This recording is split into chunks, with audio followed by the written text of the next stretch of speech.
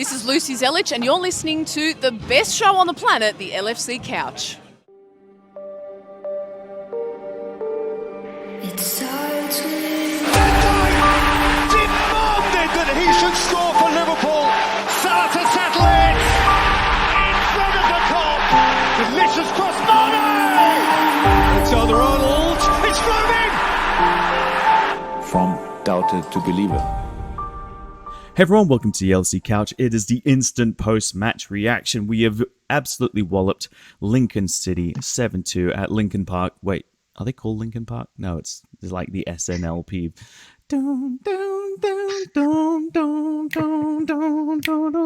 Oh, I shouldn't do that. It's a lame joke. But Gene, I was getting into the vibe there, but I was just trying to feel the beat there. At least Gene's getting into it. That's what counts. Gene, welcome to the. I haven't potted with you before, brother. How you doing? My first time. This is my debut. I feel honored, to be here. So thank you for having me. That's nice. We had Simicast, we had Jota, and we had Gene on the couch. The three big debuts today. Oh no, and Reece Williams at the back too. Indeed. Awesome, man. What was your thoughts on Reece's performance? I actually thought he had a great first half. I actually thought the first half he looked composed. He looked, I noticed every ball he was playing to Van Dijk, though. It's like that's his bigger brother, and really was playing with him alongside him, like always playing towards him. But he looked really composed. But then I think in the second half, when they started to put a bit more pressure on, you kind of start to see, okay, yeah, he's got a lot to learn. Yeah, and then you realize there's Nico Williams next to him, then there's Fabinho next to him, and then there's Simicast who's playing his debut next to him. Like the back line is always the one that is more easily broken when it's new. Yeah, the front three, you can have some guy do like a dribble past two players and score a goal, and you go, oh, this front three is amazing. Is it? No, it's just a piece of bullshit luck. But a back line needs to be a cohesive group of four in our team, and that makes it harder. But to your point, I always go with the whole, if you don't notice the centre-back, they're probably doing a good job. And those days when, I actually really liked Lovren, but the days when he thought he was Superman and he would run out and fly and try and go for a big flying header and just leave a huge gap behind him, I was like, oh, mate, I'm noticing you. Yeah. I shouldn't be noticing you right now. So true. But also, I think it tells a huge story how solid we looked with Van Dijk on the pitch. Now, Van Dijk is one man. Of course, he's a man with superpowers, as we all know now. But he's one man, and the fact that he held that back four together with, as you say, the debutant Simicast, you've got your debutant Reece Williams on the other side. You got inexperienced Nico Williams playing right back, and yet with him in the middle, it just seemed that everybody was calm. Everybody knew where they needed to be. No one was caught out of position. The minute he went off, that's when the back four started to look a little bit shaky, but it's understandable. Look, it was pretty much a patchwork defense, a patchwork team to a degree that we put out tonight, against the Lincoln team who we were expected to beat regardless of who we put on the pitch. So I'm not too disheartened by, the two goals they scored or the second half performance by the back four. I think it was a good run out for all. And at least Reece Williams has popped his cherry now. And he's had a taste of first team football. Jesus Christ. Fantastic metaphors. Yeah, love it. I do want to just, you mentioned there, expecting to beat Lincoln City, blah, blah, blah, blah, blah. But today is the 10-year anniversary of one of my most hated Liverpool games of all time, the Hodgson era Northampton loss.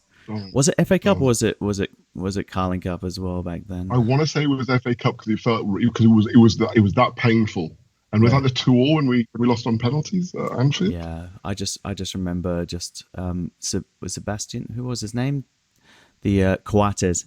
And just being a mess. And I was like, oh my God, like I was expecting. Yeah. Was that the game he did the bicycle kick in? I think it might have been. Yeah, I think it might have been. To be honest with you, there's certain games that I kind of erase from the memory, and that's definitely one of them. I think, in fact, half of the Hodgson era I've just erased from the memory. If I'm totally honest with you, I think half from of the it. day He was only there for 6 months. Yeah, so half of it sounds even too little. I should have erased the whole 6 months. But I think, for me, the day that he actually blamed it might have been after that particular performance that he actually blamed the fans, I believe, for the inept performance. He actually, he'd already blamed the players enough. And I went towards the fans. That's when I thought, well, no, I'm done with Roy. Of course, I supported the team, but yeah, I didn't find those matches memorable in the slightest. That was nuts, wasn't it? But I suppose where you're going with that is the fact that back then we were still struggling against that level of team, whereas tonight we put in a very solid performance. You're right, yeah, so true. We shouldn't take it for granted. Yeah, these games can throw up wobblies all the time. It's even though we won 7-2, and it's easy for a person to go, yeah, but we're Liverpool, we're Premier League champions, we should easily beat this people. But we're also playing our second string squad, a bunch of academy players, 3 or 4 debutants. Things can go awry, so you have to give credit as well. At the very same time, 7-2 is a great scoreline. Totally, and as I say, I think as I mentioned before, the fact that we've actually thrown all these players together, it's the first time they're playing together. Shaqiri hasn't played with Curtis Jones yet this season. Minamino hasn't played with Origi yet this season. So we're throwing all of these players together, and for the first 45 minutes, they looked like a team that had 4 or 5 matches behind them on the bounce. You know, the chemistry was there, the movement was there. What I really liked about that front four is that they were so versatile. They weren't stuck in their positions. Minamino was coming back deep, picking up the ball on the halfway line. You had Origi coming in centre and going in behind Minamino. I mean, and Shaqiri was just all over the place. I thought Shaqiri had a really good game for his first competitive game. For his first competitive game for such a long time. You know, he came on and he really influenced the game. And as a senior player, he really kind of took hold of that match for us. Very much so. And I'm not comparing his skill level to Coutinho, but it's been a long time since we've had a central attacking midfielder constantly dropping back, wanting the ball, getting the ball, distributing it quickly, making a move. And it reminded me a lot of Coutinho's old play when he wasn't left wing, when he was central. And I love that play. We've seen Keita be a bit more of a, I'm going to get it, then I'm going to dribble it forward and maybe do a 1-2. And that's a very different style.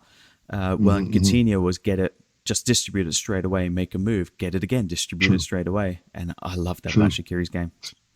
True. And I think with the runners that we usually have in behind now, with your Manes or your Salahs making that run in behind Firmino, you know, that kind of outward to inward run, I think those are the exact kind of runs that Shaqiri would pick out all day long once he gets settled. Obviously, if he gets a run of games in the middle, he can really pick out those runs. As you say, he gets the ball, looks up, and he can just pop a nice little drop chip ball in behind the defence. So again, it's great because it just adds another bow to our string. And I hope we don't let him go before the transfer window ends. I just think that's a little kind of it's a little kind of tool that may come in useful later on.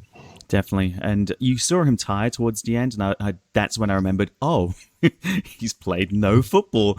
He's had more work on his hair than he has on the football pitch. So it's to see him tire, I wasn't too upset about it all. I was like, yep, you've had a great game. Time to go off with a good applause. And so that free kick at the start too, I was there going, Shaqiri's going to try this and it's going to fail miserably. And then bang off the crossbar into the goal. What a legend. I think at that point I was more focused on his hairstyle than any designs that he'd actually put it in the top corner. I thought, shuffling it, wasn't it? Yeah. I mean, you know, the guy, you need a bit of gel or something. It just seemed to just be there. I just thought, no, come on, Shaqiri. You know, you can represent better than that. However, the strike was, you know, Shaqiri gold. You know, I don't think anyone has taken the ball off him from that position, and the execution of it was just pinpoint. I mean, and you know, people will say, "Oh, it's only Lincoln City." Listen, top corner is top corner, regardless to who you're playing. You know, very few keepers in the world are getting up to that level. It hit the crossbar. It's almost in the stanchion. So yeah, great finish. And going back to his fitness levels, to be fair, he put in a shift tonight that more than I've probably ever seen him do before. He was all over the place. Yeah. You know, I think previously when we've seen him play, he's kind of stayed out on the right. So, you know, you can kind of cheat a little bit when you're playing out on the wings. Every now and then you can take a breather when the ball's on the other side. Today, he was all over the place. He was in the middle of the park. He was coming out to the left. He was picking up the ball deep. Just, great performance. And also shows the hunger that Klopp would want to see in him to actually say, okay, maybe we can take more chances on this guy now. He's an impact sub straight away. You can see if our first team are not performing and you need someone to influence the game from the middle, bring him on. I've never liked him on the wing, just like you mentioned, but can you imagine now a tight game against, let's say, Man United, since he scored those 2 goals? Thank you. But I was there for that one. Awesome, man. But he was on the wing that game, but then he scored the 2 goals from around the middle, right? So, but imagine Keita hasn't had the right influence, or whoever's playing central midfield, and we need something different. Bring on the Shaq and let him do his thing. True. Now, you did mention the goalkeepers. I would like to bring up Adrian because he had one fluff, which was the headed goal. But then he So had the four four, one-on-one saves. Four Saves. one-on-one saves. Yeah, That yeah. could have stopped it from being 7-5. You Exactly, know? exactly. It's true, and it's so true. For going from a game where we're 5-0 down, it could easily have been 5-3. Within the first 20 minutes of the first half.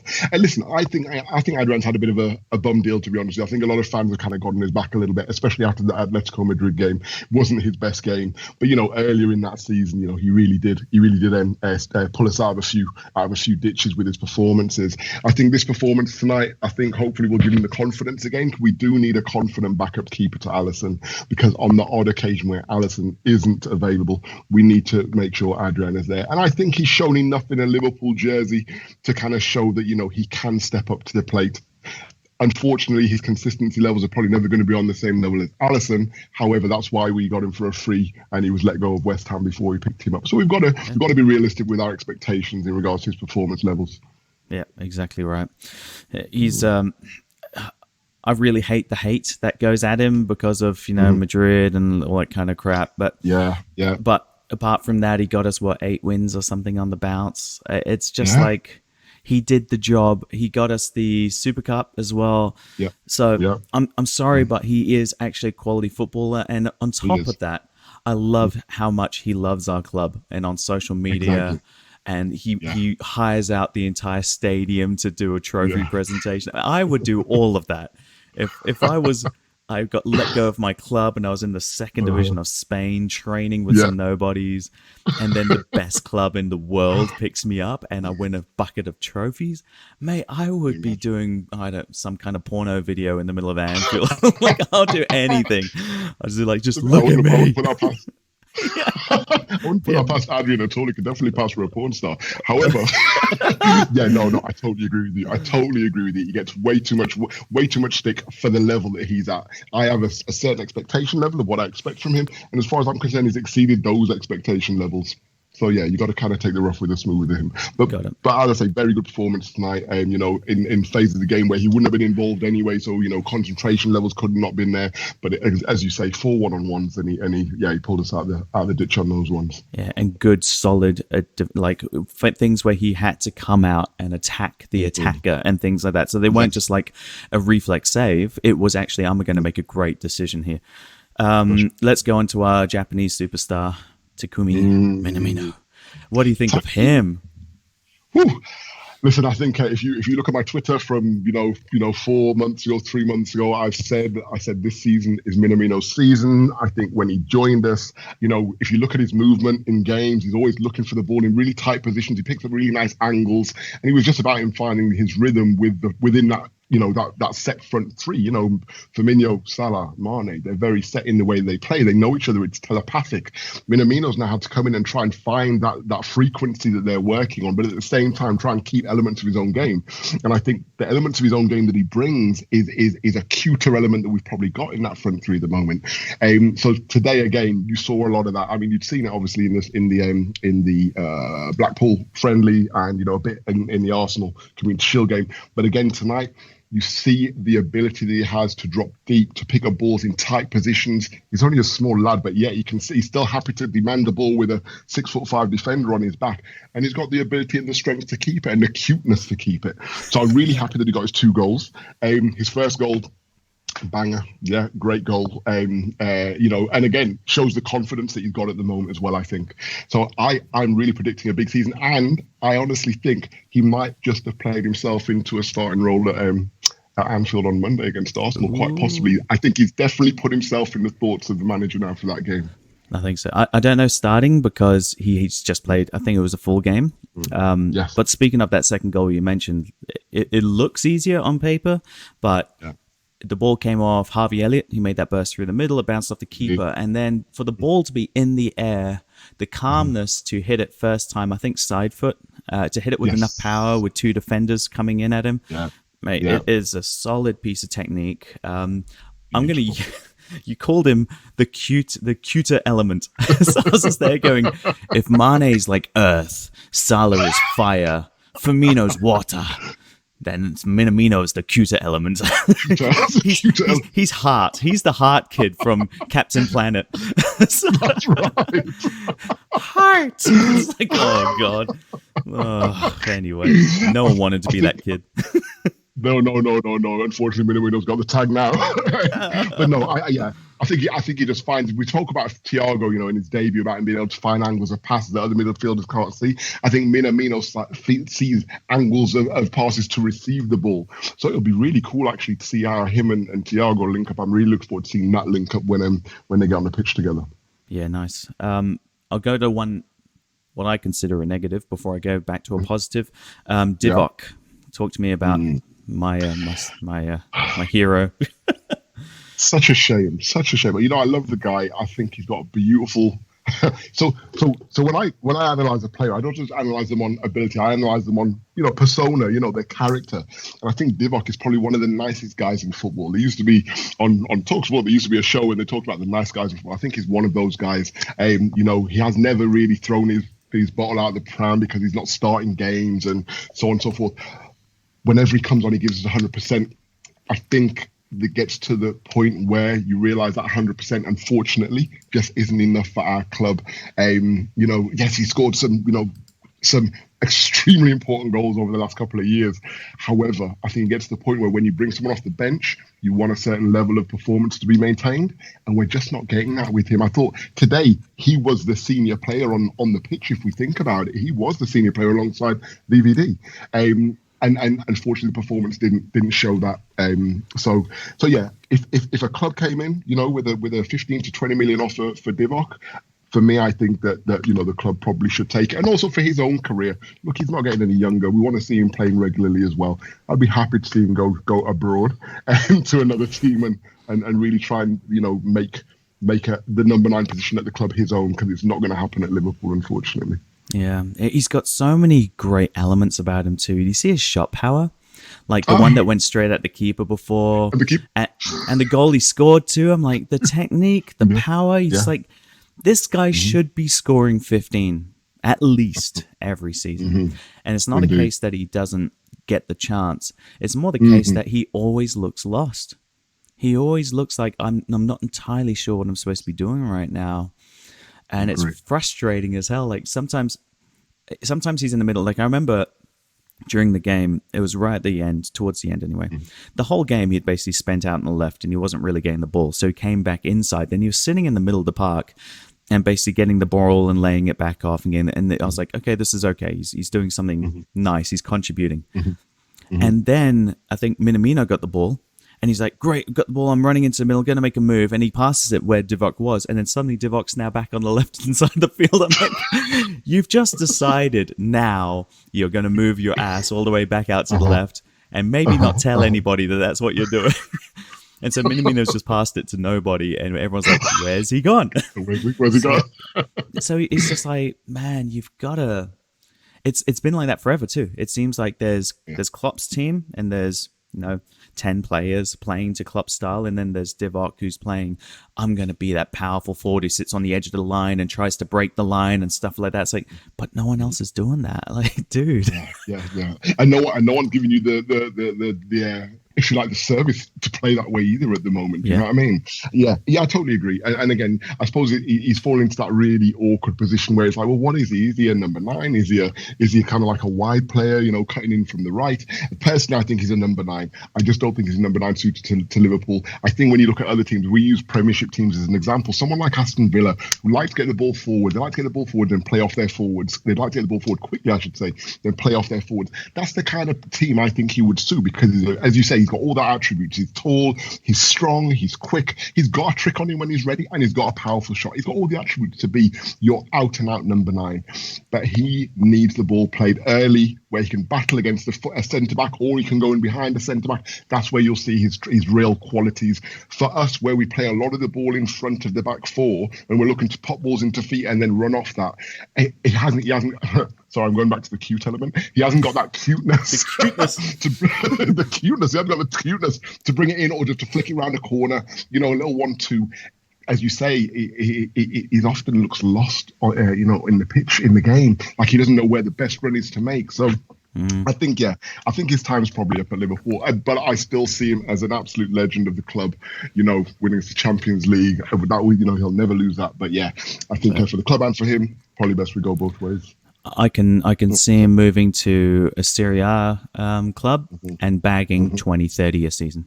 It's without a doubt. I reckon a Napoli or someone like that, somewhere where they stand off your attackers a little bit. Even Spain, he might do really well at not Atletico, but Villarreal maybe if they do actually buy anyone. I don't know, but someone like that. I don't think he would suit Germany too well. I know he was originally going to go to Dortmund, but I think they closed down a bit too well. And obviously France, the farmers. I should say that. But he could go to a Monaco, he could go to Marseille and do business. How about a swap deal with PSG for Mbappe next season? Yeah, that'd be nice. Yeah, throw him in there. And then they give us 20 million on top, obviously. Of course, duh. Make it simple. All right, I'm gonna end with the positive. Curtis Jones, talk to me. Curtis Jones, for me. Again, I think after the first preseason print, I said, this boy is first team ready. For me, right now, he keeps Oxlade-Chamberlain out of the team as far as I'm concerned. Love the Ox, obviously. I think, again, he brings a quality that we don't really have in the midfield, which is that really strong driving force and that strong shot from the edge of the box. Curtis has shown that he's got goals in his game now. I think he's much more composed on the ball. I think he reads the game a lot better in terms of when to run with the ball, when to lay it off, when to make a move, when to make an angle. I'm looking at him as being a huge LFC legend in 10 years' time, homegrown, and, Stevie G-esque in terms of his love of the club and the city and his roots. What I would say is the likeliness that I was looking at him today and I said, God, he reminds me of a player. When I thought about it, I was like, it's Robert Perez. He's kind of gay and his style of play. He's got a bit of a Perez thing about him where sometimes he kind of stops the ball, then he just takes off from a standing position really quickly. He's got that change of direction, that really quick change of direction. But absolutely amazing. Again, really happy for him to get his 2 goals. He's starting to make a bit of a name for himself for those curlers, kind of like how Coutinho did, a couple of seasons back. And again, I think he's probably one of the big reasons why we didn't have to go in for Coutinho again as well. I honestly think that he can play anywhere across that midfield, either in the hole, box to box, or even out wide left. An absolute humongous talent for us. How old is Curtis Jones? I know the answer. Just want to remind you. He's 19, is it? 19. Or is he 19, isn't he? Yeah, geez. He plays like he's 22, 23. I was like, no, he can't be 19. Surely not. Yeah. And remember how old was Coutinho when he started able to actually shoot? Because he spent like 2 years fucking just kicking it wide and into space. And we're like, stop shooting. And then we realized, oh, no, keep shooting, man. You're good. You've worked out. You got to hit it with that part of your foot now, finally. Exactly. But look, Coutinho didn't work that out till he was about maybe 24, 25 years old. And that's when it became regular. Curtis, I think he's got the technique at 19.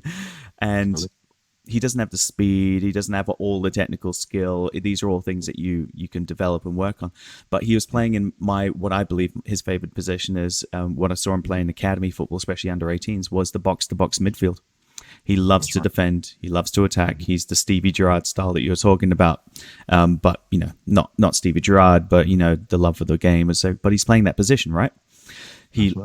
Now that he knows when he's in the box, he's getting the calmness about him, because when he first started playing for the first team, his calmness wasn't there. And now he's got the calmness to actually take a breath and curl one into the top corner and just pretend it's Everton every time. Some people have to think of everyone naked when they're taking the speeches and stuff. He just thinks of Pickford every time. He's like, it's Pickford. Short arms. Yeah, sure. Just little dinosaur arms. It's all good. Love it. Well, that's amazing, man. Like, it was just a great game. We got Arsenal coming up next. I know the Adonai is going to be doing a pre-Arsenal league game. But I'm interested now, just to finish off this pod, who was your actual man of the match against Lincoln? I think my man of the match, I know on TV they gave it to Curtis, and Curtis, I think, had a great game. My man of the match was Minamino. I think he worked tirelessly for the team throughout the 90 minutes. As I say, he was dropping back into areas that, where really doesn't need to be, but it showed his hunger to get on the game, showed his hunger to come and influence the game, got his 2 goals, obviously, closing down, getting kicks. Just a great all-round performance for me from Minamino. So, yeah, definitely Taki for me. Definitely. I'm actually going to say Taki as well. I was actually tossing up between Taki and Shaqiri. I know some people online have been going, you didn't have that great a game, but I just look at the game differently, I guess. I don't know what it is, but I take all the context into account as well and saw the way he played. I think he had a fantastic game.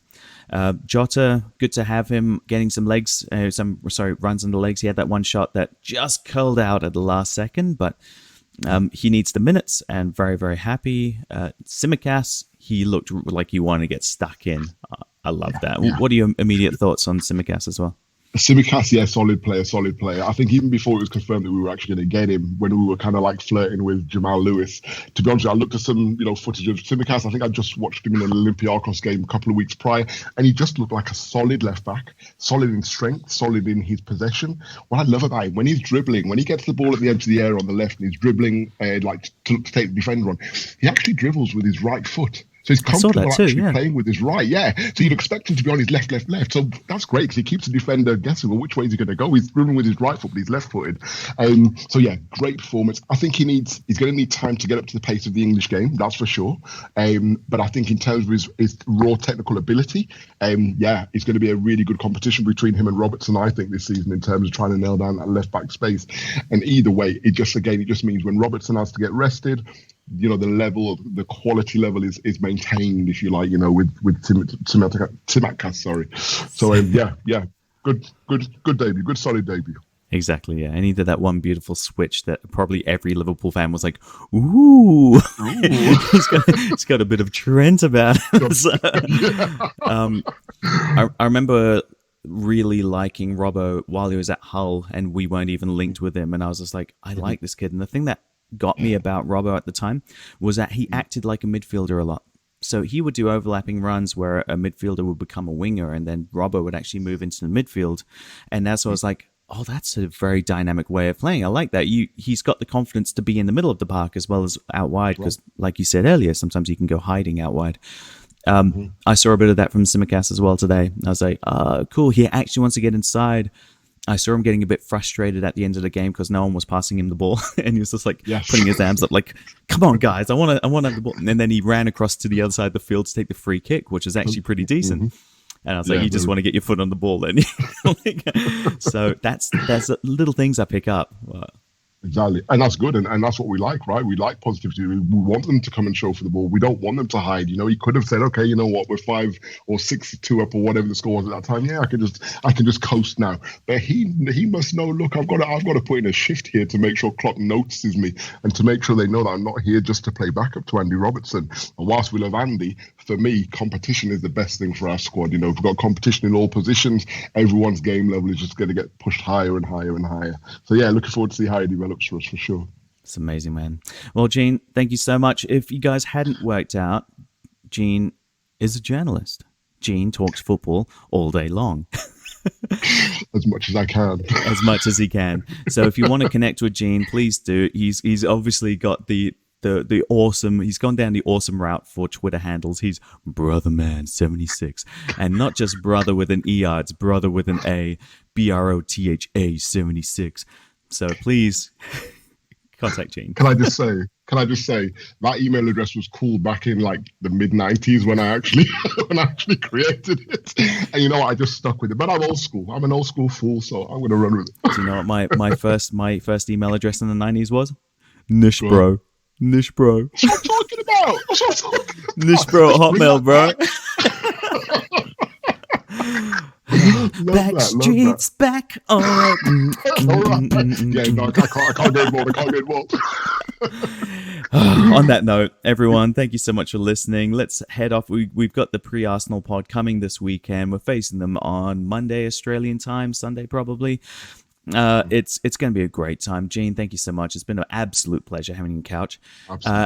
Lots more to come from Gene as well. We are giving him a bit of responsibility for the UK, so yeah, you'll hear a lot more from Gene. He could be he could be something big.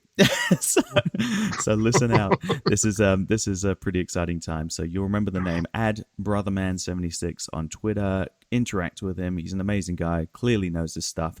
And you never know. You might get yourself a press pass courtesy of him sometime in the future if he's feeling nice about it. Bribe accepted. Bribe accepted. Love it. Thanks, Gene. And thanks everyone out there for listening. Have a very good day or night and goodbye. Lovely cushion head.